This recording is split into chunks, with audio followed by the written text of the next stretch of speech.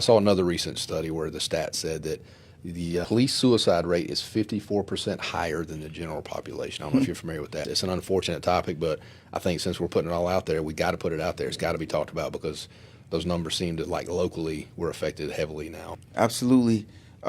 Yes, I want to say within the last decade or so, there have been over 1,200 officer deaths by suicide and counting. And I think a byproduct of that number, it being the leading cause of what's taking officers out, is because officers are not adequately prepared in their training on how to deal with the psychological and emotional ramifications or the aftershock of a traumatic event. If you got some officers that are coming out of their childhood unprepared to manage life, they were not prepared to handle adulthood, and they're now putting on a badge and a uniform, then they got to deal with all this trauma and all these calls that require a responsible and a reasonable person to help with the solutions of what's ruining this particular event. That compounds.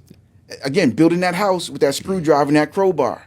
That's what we're talking about. And officers who don't feel comfortable asking for help because the culture or the system says you're supposed to know how to handle it. And if you don't know how to handle it, then turn your badge and your gun in. What if this means the world to that person? What if this becomes their identity? They don't believe that they're good at anything else but this. This is all they know to do. They're not going to risk that.